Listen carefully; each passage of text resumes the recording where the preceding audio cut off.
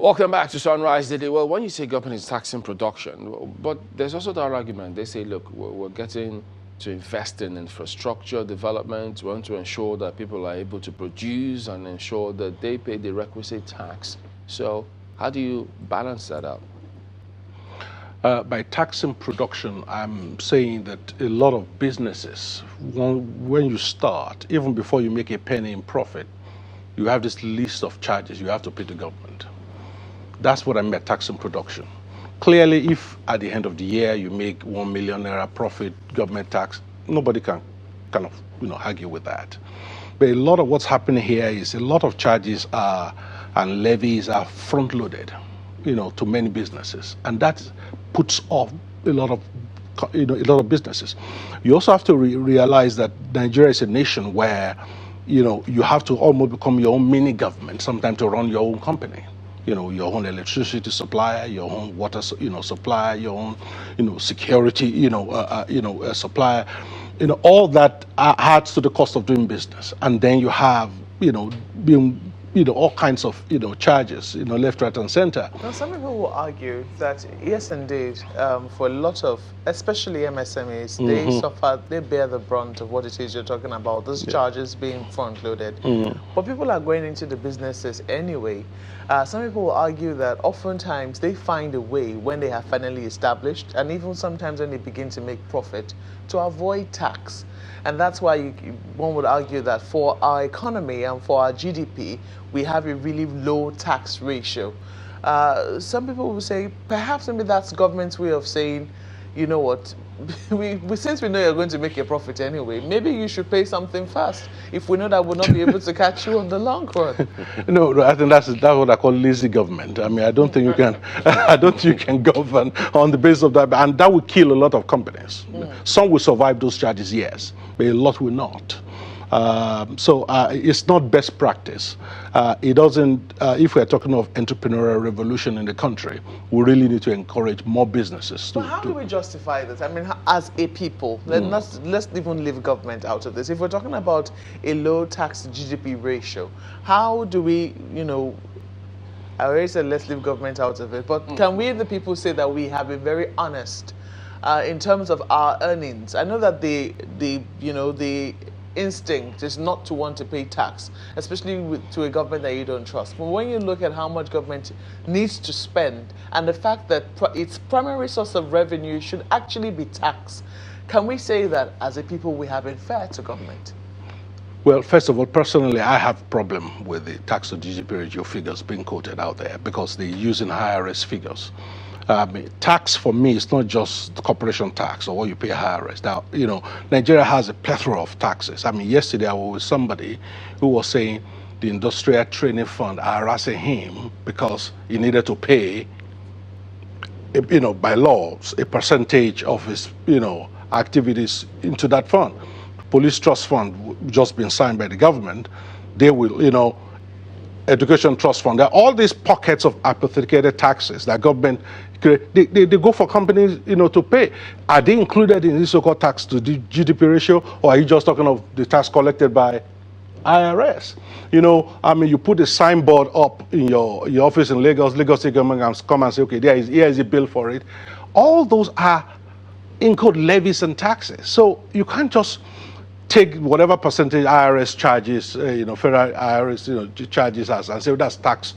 In terms of the levy and tax ratio on businesses, it's a lot in this country. Will that then, because I think it was the NESG, Nigeria Economic Summit Group, quoting some 380 something taxes, that they have to contend with every time. Is that in any way suggesting that government doesn't want businesses to survive?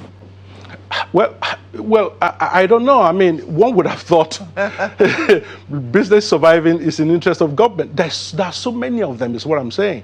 Many people, for example, assume when government set up X-Trust Fund, for example, that maybe a federal Inland Revenue will collect the tax on behalf and then distribute it to those agencies. That's not how it happens. Those agencies now have to set up infrastructure to collect taxes or whatever the levy is directly from businesses. And you replicate that for each of the agencies. That's a lot. That's a lot of bureaucracy. You know, this is the problem. And some states, though, in fairness, some states who really want businesses to thrive in their states know that this is a challenge. I think there's been quite some engagement with some state governors. At least, for instance, I know in Kaduna State, if you want to set up a business, all you need to do is in one office. All the taxes you need to pay or whatever it is, levies, they are all in one office. Do you think that would help? Absolutely. That At the federal level? even at the federal level, yes. I mean, because you know, Can that ever happen on the federal level? well, you see, the problem the thing I think in Nigeria is everybody wants their little empires, you know, and therefore it's a fad within the Nigerian system to create silos. So I'd rather have my own silo rather than, work. Exactly. So that's why everywhere you go in government, everybody is a king in their own little kingdom, you know, and that I think is a problem. That is why, even long after Orosany's report, we've more than doubled the number of MDAs now, than when he wrote the report, and it seems the National Assembly, every time they bring out any little law, they attach new agencies to many of these things, and I'm asking myself, there's no unified strategy here. The unified strategy should be, okay, we have 500 MDAs. For every new one to be created, we have to shut one down so that we keep the number on the. But nobody is thinking of any unified strategy. That's why everything's just increasing. Don't you think that it's going to be a matter of time? Because if the template they use in Kaduna, where if you want to do some sort of business, just go to this particular shop and we'll do what we can to ensure that we streamline all the charges. They normally have their peer review, I think, in the Governors Forum. And I think, who knows, if the conversation is at that level, isn't it going to be a matter of time before the states will then look within themselves and think, look, if we don't do something similar, our people will just be on our backs, on our case almost all the time. I pray that's what happens. I mean, Kaduna is doing the governor of Kaduna is doing a lot of amazing things in terms of, developing the state, but not all the governors are, reading from the same hymn sheet in that sense. And some clearly are complacent. I mean, Lagos is an example of, Lagos is a money spinning machine, you don't need much creativity as a governor to make money in Lagos. Just harass people, they will pay. That seems to be... Is that what's happening here? The Center of Excellence? Is that what is happening? Because you think there should be more creative ways for things. You could attract, for example, bring companies and say, look, we are giving you 3-year tax holiday. But Ogun State did something similar. Remember, they had several investment summits. Now they are, and I don't know what's going on now, though. Maybe they're just trying to find out what happened previously. They had a lot of investors who went into that area as well. They did something right. Yes, like I said, there are pockets of good practice, but it's not widespread. That's the point I'm making here. But at the end of the day, the key point here is for this country, for this economy to grow, it has to be done through entrepreneurship. History showed that during the Great Depression, more millionaires were created in America than any other time in American history. Because there are more entrepreneurs than there are more jobs to be had. So we can't grow this economy purely on people applying for jobs. We can only grow it through people actually starting businesses. Do you think that we're overgeneralizing? These are my thoughts. So, for instance, when government increases taxes, say VAT, we're up in arms with government. If the price of electricity is going to go up, even if it's for our own good, we'll all, most people will. Now tolls are about to come back. Yes. The government is thinking of tolls, and we're about to quarrel with government. Yet we know that the roads are bad. Yet we know that the cost of generating electricity, if you're going to be using your generators, is far more than if you paid a little extra for PAT. And then some people are already beginning to take that option. We only heard recently, I think some areas here in Lagos, Magodo and all, they're premium customers now. They have electricity for a certain amount of hours every day at a premium. And some people are willing to take that choice.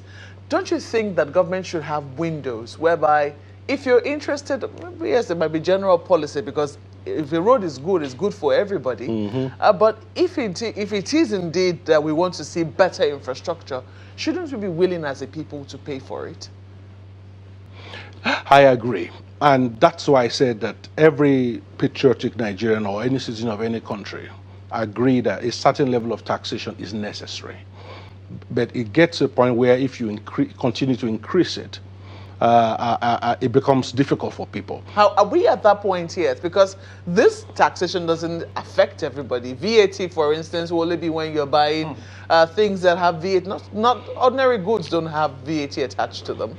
You see, the thing is, you're talking about this. I mean, I don't want to call you theoretician. You're talking about this from purely government taxation perspective. I was speaking to a friend yesterday who wanted to start a business. He had the option of buying a land and build, or buying a land that already has building on it.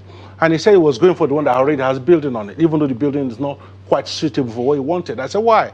He said, because if he starts from scratch, the Omoneles will show up at the foundation level. That's not government tax. But for me, as somebody doing business, it's part of the cost of doing business.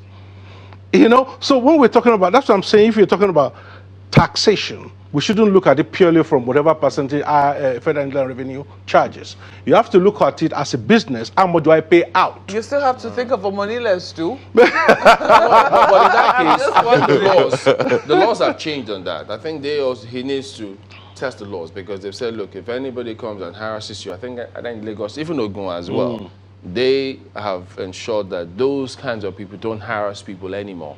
So they're trying to centralize everything. I like your confidence. Yeah. That's what the law says. So I'm just saying that in reality, even if you call the police or this, if you want to see them, the police will back off. But there have been cases where they tried it out and it did work. Even though, well, in some cases, maybe not. But I do know about some other cases. But in terms of this, we've had people who have always thought that, look, they get the impression that it comes across as though government is in competition with business. But we've also seen publications about the figures about ease of doing business, how Nigeria has appreciated. Yeah. So how do we juxtapose that with all that you say is going on and how businesses are being discouraged, how hard it is to start business? Well, if you're talking about the ease of doing business, I mean, clearly if you are number, 99 out of 100 and you are now number 90, that's an improvement. You've done better, but 90 is still a bad place to be. So in reality, in practice, are we there? Are we there? Saying, are we? Are the figures real? Well, I mean, who knows? I mean, the figures in Nigeria is ease of doing business in Nigeria. There are indices with which that is used to measure that. A lot of that is policy related. But in terms of actually how it works in practice, is a different story entirely. For example, take the issue of visa on arrival, right? I don't know whether you know anyone that have tried that. It's an absolute nightmare. Well, yes.